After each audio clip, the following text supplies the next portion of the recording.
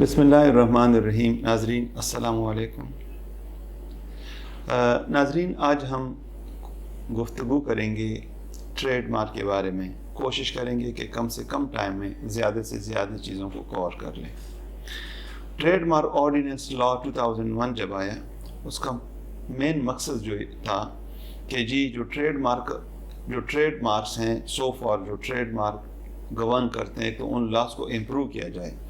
دوسرا یہ ہے کہ ٹریڈ مارک کو اچھے طریقے سے پروٹیکٹ کیا جائے، اور جو فراڈ سے یا دھوکے سے ٹریڈ مارک رجسٹرڈ ہوتے ہیں یا کیے جانے کی کوشش کی جاتی ہے، ان کو ختم کیا جائے۔ تو ٹریڈ مارک لا آرڈیننس جو ہے 2001، اس کے تحت ٹریڈ مارک رجسٹریشن کے دو بڑی ریکوائرمنٹس ہیں۔ ایک تو یہ ہے کہ ٹریڈ مارک خود رجسٹریشن کے قابل ہونا چاہیے۔ مثال کے طور پر آپ کوئی بھی چیز لے کے جاتے ہیں ٹریڈ مارک رجسٹری میں رجسٹریشن کے لیے، وہ اس قابل ہو کہ وہ رجسٹر کیا جا سکے۔ اس کی ریکوائرمنٹ کیا ہے؟ وہ ریکوائرمنٹ ہے کہ آپ کا ٹریڈ مارک ایسا ہو کہ اس کو گرافیکلی ریپریزنٹ کیا جا سکے، اور دوسرا یہ ہے کہ وہ ڈسٹنکٹیو ہو۔ وہ مطلب یہ ہے کہ ایک، جیسے میں ایگزامپل کے طور پہ بتاتا ہوں، اچھا، بہتر، ایکسیلنٹ، یہ ایسے ٹریڈ مارک ہیں جو رجسٹرڈ نہیں ہو سکتے، اس لیے کہ یہ لاڈیٹری یا مطلب ایک چیز کی اچھائی کو بہت زیادہ بڑھا چڑھا کے پیش کرنے والے الفاظ ہیں، اور یہ لا کے تحت رجسٹریبل نہیں ہوتے۔ دوسرا یہ ہے کہ ٹریڈ مارک رجسٹریشن کسی چیز کی شکل ہے، مثال کے طور پر صابن کے لیے صابن کا لفظ یا صابن کے لیے صابن کی شکل رجسٹرڈ نہیں ہو سکتی۔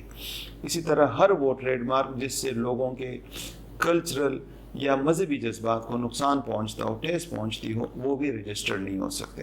اور سب سے لاسٹ اور موسٹ امپورٹنٹ یہ ہے کہ کوئی بھی ٹریڈ مارک جو بدنیتی کے جس کی بنیاد بدنیتی ہو، جو بدنیتی کے بنا پہ رجسٹریشن کی کوشش کی جائے، وہ رجسٹرڈ نہیں ہوگا۔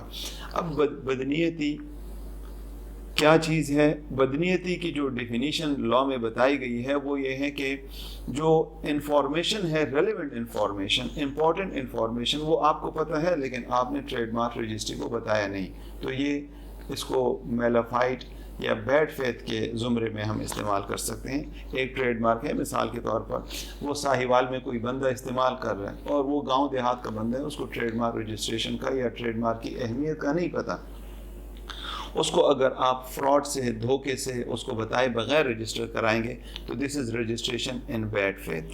اسی طرح ایک ٹریڈ مارک ہے، امریکہ میں استعمال ہو رہا ہے، بڑا مشہور ہے، اور وہ وہاں پہ سپوز کے طور پر پینسل کے لیے استعمال ہو رہا ہے، اور آپ یہ بتائے بغیر کہ یہ امریکہ کا ٹریڈ مارک ہے، آپ اس کو پاکستان میں رجسٹریشن کی کوشش کرتے ہیں، تو دس از رجسٹریشن ان بیڈ فیتھ۔ اچھا ناظرین، ٹریڈ مارک جب رجسٹریشن میں آتا ہے، ٹریڈ مارک رجسٹری میں، اس کے تین ریکوائرمنٹ اور بہت زیادہ امپورٹنٹ ہے۔ وہ یہ ہے کہ اس کی جو پرسکرائبڈ فی ہے، جو گورنمنٹ نے اس کی ایک فیس مقرر کی ہے، وہ آپ جمع کریں گے، ایک تو وہ ضروری ہے۔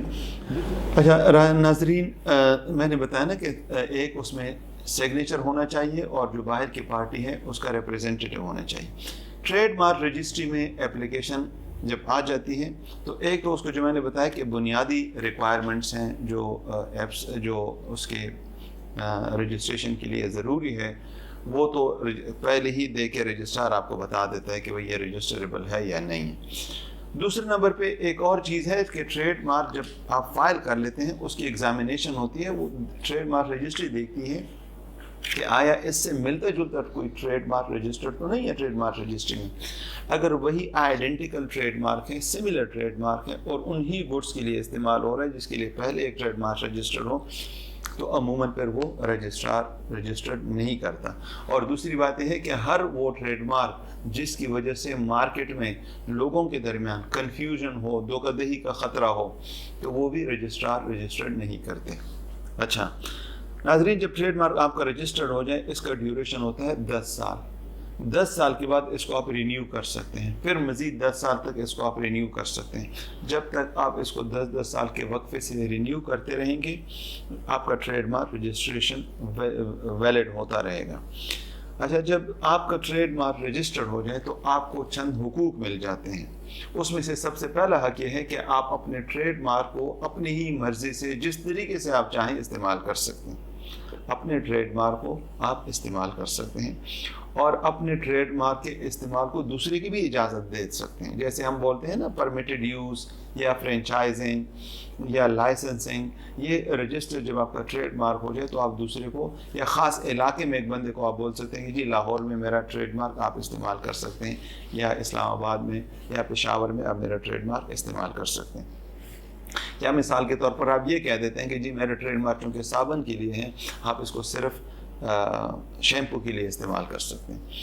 یہ آپ کو ٹریڈ مارک یہ حق دیتا ہے. جو سب سے ایک اہم یا بہت بنیادی حق آپ کو ٹریڈ مارک دیتا ہے رجسٹریشن، وہ یہ ہے کہ آپ ہر اس بندے کو جو آپ کا ٹریڈ مارک یا آپ کے ٹریڈ مارک سے ملتا جلتا ٹریڈ مارک استعمال کر رہا ہے اس کو آپ روک سکتے ہیں، اس کو آپ منع کر سکتے ہیں.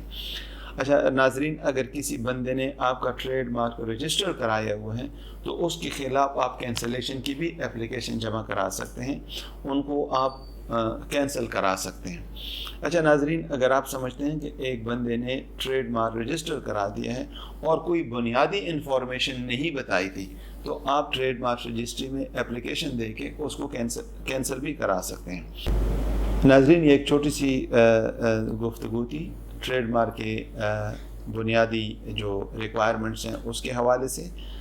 اگر آپ سمجھتے ہیں کہ اس میں کوئی مزید کسی چیز کی ضرورت ہے، آپ پوچھنا چاہتے ہیں، تو آپ مجھے ای میل بھی کر سکتے ہیں اور نیچے دیے گئے موبائل پہ یا کمنٹ میں آپ اپنے کمنٹ بھی ریکارڈ کر سکتے ہیں. میں انشاءاللہ کوشش کروں گا کہ آپ کو جواب دے دوں. Thank you. السلام علیکم.